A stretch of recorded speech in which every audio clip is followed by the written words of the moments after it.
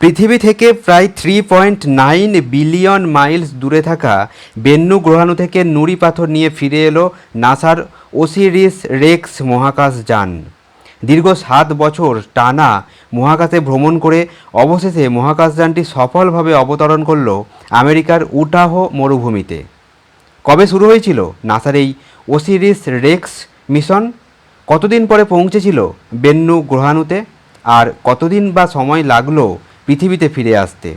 নাসার এই ওসিরিস-রেক্স মিশনের উদ্দেশ্যটাই বা কী? এই সব কিছুই থাকছে আজকের ভিডিওতে। 1999 সালে পৃথিবী থেকে 29.3 কোটি কিলোমিটার দূরে থাকা এই বেন্নু গ্রহাণুটির খোঁজ মিলেছিল প্রথমবার। এরপর 2016 সালের 8ই September NASA OSIRIS REx mission launch করে। দ্রুত গতিতে ছুটে যায় এই মহাকাশযানটি গ্রহাণুটির দিকে। টানা 4 বছর মহাকাশে ভ্রমণ করে 2020 সালে অক্টোবরে বেন্নু গ্রহাণুতে পৌঁছায় ওসিরিস-রেক্স। তারপর বেন্নুর থেকে প্রায় 250 গ্রাম নুড়ি পাথর সংগ্রহ করে আবার পৃথিবীর উদ্দেশ্যে ফিরে আসে। ওসিরিস-রেক্স বেন্নু থেকে পৃথিবীতে ফিরতে সময় লাগে 3 বছর। 2023-এর 24শে সেপ্টেম্বর ভারতীয় সময় রাত 8:22, আমেরিকার উটাহতে তখন সকাল। সেই উটাহর মরুভূমিতে এসে নামল নাসার মহাকাশযান ওসিরিস-রেক্স। দীর্ঘ 7 বছরের এই মিশনের সফলতায় আনন্দে উচ্ছ্বাসিত নাসার কন্ট্রোল রুম। ঠিক যেমন আমাদের চন্দ্রায়ন 3-র সফট ল্যান্ডিংয়ের ইসরোর কন্ট্রোল রুম হাততালিতে ফেটে পড়েছিল।